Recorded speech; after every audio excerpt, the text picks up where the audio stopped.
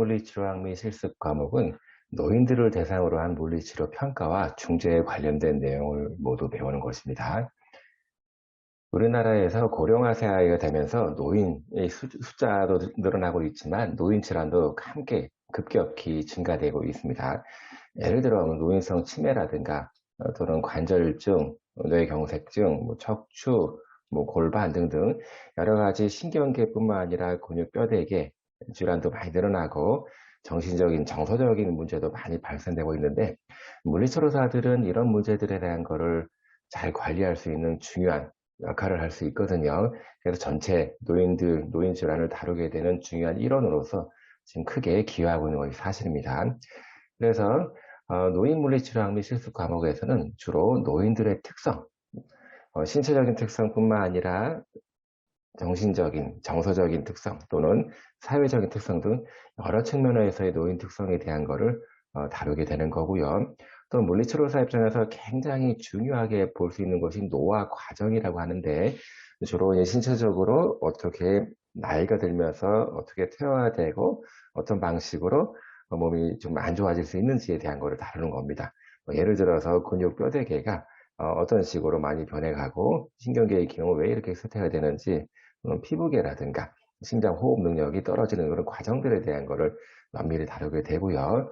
전체적인 물리치료를 적용하기에 앞서서 노화와 관련된 이론들을 많이 알게 되면 노화 과정과 관련된 물리치료를 계획할 때 상당히 도움되는 부분이 있습니다. 그래서 노화 이론에 대한 것도 다루게 되고요. 아울러 노인들한테 올 수 있는 많은 질환들, 단순하게 나이가 들어서 생기는 문제도 있겠지만 노인의 특성, 신체의 특성 때문에 생기는 질환들 되게 많거든요. 그래서 노인 질환에 대한 거를 또 면밀히 공부를 해야 되고요. 또 노인 질환에 대한 거를 치료하기 위해서 어떻게 평가를 하고 어떻게 물리치료를 해야 되는지 그런 종류에 대한 거를 또 계속 배우게 됩니다. 물론 노인들을 위한 물리치료 평가와 물리치료가 따로 있는 거는 아니고요. 대신에 우리가 치료를 시행하고 노인들을 평가할 때 그런 특성을 이해해야 될 것들이 굉장히 많다라고 하는 거지요. 그래서 최종적으로 성공적인 노화 과정을 노화를 하기 위해서는 어떤 것들을 준비해야 되고 무엇이 필요한지를 우리가 알게 되면 치료할 때 큰 도움이 되거든요.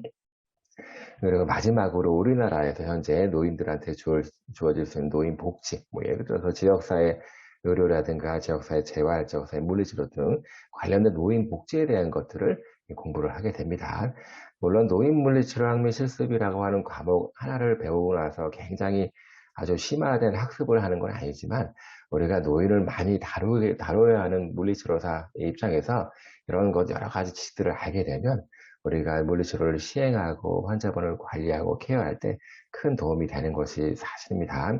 이런 과목을 공부하면서 여러분들의 그 학습 능력 또는 치료 관점에 대하게 많이 넓어질 수 있을 것으로 생각이 됩니다. 열심히 공부하기 바랍니다.